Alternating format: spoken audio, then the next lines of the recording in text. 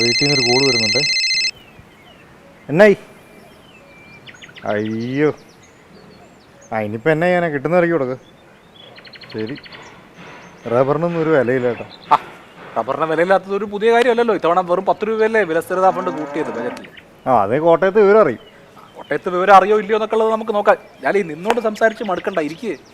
നമുക്ക് ഇരുന്നുകൊണ്ട് സംസാരിക്കാം കോട്ടയത്തൊക്കെ എന്ത് സംഭവിക്കുന്നു.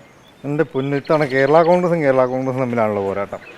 ഇവന്മാർക്ക് ബോറടിക്കുന്നുണ്ടാകും. കേരള കോൺഗ്രസ് പിറന്നു വീണ മണ്ണാണ് കോട്ടയം. കോട്ടയം തിരുനക്കര മൈതാനത്ത് വെച്ചാണ് മന്നത്ത് പത്മനാഭൻ കേരള കോൺഗ്രസ് എന്നൊരു പാർട്ടി ഉണ്ടാവുമെന്ന് പ്രഖ്യാപിച്ചത്. അപ്പോൾ ഇത്തവണ രണ്ട് കേരള കോൺഗ്രസ്സുകാർ പരസ്പരം മത്സരിക്കുകയാണ്. അത് തന്നെയായിരിക്കും അതിൻ്റെ പൊളിറ്റിക്സ്.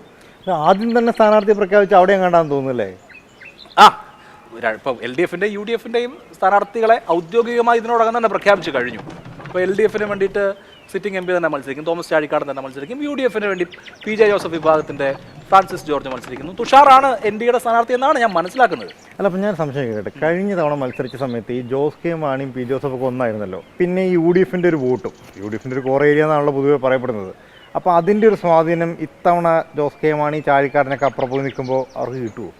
ഇല്ല, അത് പറയാൻ പറ്റില്ല. ഇപ്പോൾ ഈ കേരള കോൺഗ്രസ്സിന് വോട്ട് ചെയ്യുന്ന വിഭാഗങ്ങൾ അവരുടെ രാഷ്ട്രീയമായ പ്രിഫറൻസും കൂടി നോക്കിയിട്ടല്ലേ വോട്ട് ചെയ്യുന്നത്. അവരിപ്പോൾ കഴിഞ്ഞ തവണ കേരള കോൺഗ്രസിന് വോട്ട് ചെയ്തവരെല്ലാവരും, കഴിഞ്ഞ തവണ ചാഴിക്കാടന് വോട്ട് ചെയ്തവരെല്ലാവരും ഇത്തവണ ചാഴിക്കാടന് വോട്ട് ചെയ്യണമെന്ന് നിർബന്ധമൊന്നുമില്ല. അതിപ്പോൾ സ്ഥാനാർത്ഥിമാരുടെ പ്രത്യേകതകളെക്കാൾ ഉപരി നിലവിലുള്ള രാഷ്ട്രീയം കൂടി എന്തായാലും അവരുടെ ഒരു ചോയ്സിൽ വരും.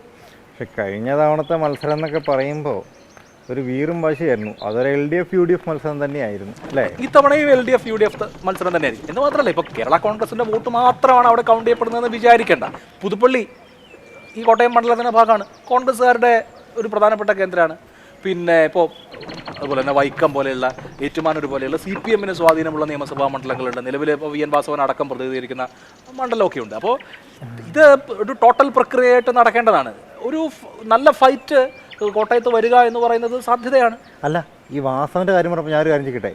കഴിഞ്ഞ തവണ ചാഴിക്കാടിനെതിരെ വോട്ട് ചെയ്യാൻ പറഞ്ഞിരുന്ന വാസവൻ അടക്കമുള്ള ആൾക്കാർ ഇത്തവണ ചാഴിക്കാടിന് വോട്ട് ചെയ്യണമെന്ന് പറഞ്ഞിട്ട് എങ്ങനെ നടക്കുമ്പോൾ? അല്ല, അതിപ്പോൾ നമ്മൾ ഓൾറെഡി തന്നെ കഴിഞ്ഞ നിയമസഭാ തെരഞ്ഞെടുപ്പിൽ അത് ടെസ്റ്റ് ചെയ്യപ്പെട്ട് കഴിഞ്ഞു. ഇപ്പോൾ കേരള കോൺഗ്രസിൻ്റെ LDF പ്രവേശം ഇതിനോടകം തന്നെ ഇലക്ടറലി ടെസ്റ്റ് ചെയ്യപ്പെട്ട ഒരു കാര്യമാണ്.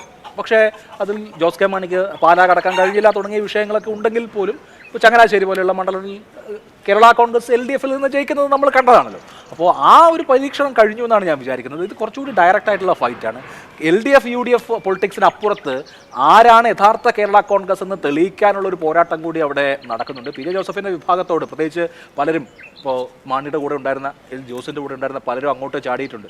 അപ്പോൾ അവരെയൊക്കെ ഒന്ന് നിഷ്പ്രഭമാക്കാൻ ഞങ്ങളാണ് യഥാർത്ഥ കേരള കോൺഗ്രസ്, മാണി സാറിൻ്റെ പിന്തുടർച്ചക്കാരൻ ഞങ്ങളാണ് എന്ന് പറയാനുള്ള സുവർണാവസരമാണ് അവിടെ ജോസിനെ സംബന്ധിച്ചും അതുപോലെ തന്നെ ചാഴിക്കാടിനെ സംബന്ധിച്ചും.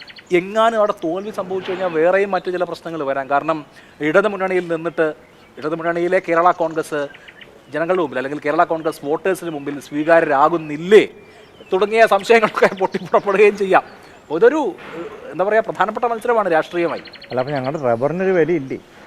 ഇപ്പോൾ റബ്ബറിൻ്റെ വില എന്ന് പറഞ്ഞാൽ, റബ്ബറിൻ്റെ വില ഇപ്പോൾ നമ്മൾ പാമ്പ്ലാനി പിതാവ് റബ്ബറിൻ്റെ വില അനുസരിച്ച് ഞങ്ങൾ വോട്ട് തീരുമാനിക്കുമെന്ന് പറഞ്ഞത് നമ്മൾ കേട്ടതാണ്. അതിനുശേഷമാണ് ഈ മണിപ്പൂരും കാര്യങ്ങളൊക്കെ സംഭവിച്ചത്.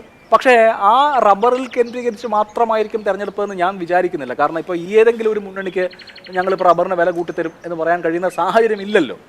അപ്പോൾ റബ്ബർ അധിഷ്ഠിതമായിരിക്കും കോട്ടയത്തെ ഇലക്ഷൻ എന്ന് ഞാൻ വിചാരിക്കുന്നില്ല. പക്ഷേ മറ്റു പല വിഷയങ്ങൾ, ഇപ്പോൾ ചില ക്രൈസ്തവ വിഭാഗങ്ങൾ BJPയിലേക്ക് അടുക്കുന്നത്, മണിപ്പൂർ പോലെയുള്ള വിഷയങ്ങൾ, ഇതൊക്കെ അവിടെ പ്രതിഫലിക്കാം. ഇത്തരം കാര്യങ്ങളിലൊക്കെ ഞങ്ങളാണ് നിങ്ങളെക്കാൾ മുമ്പിലെന്ന് തെളിയിക്കാനായിരിക്കും ഈ രണ്ട് കൂട്ടരും ശ്രമിക്കുക.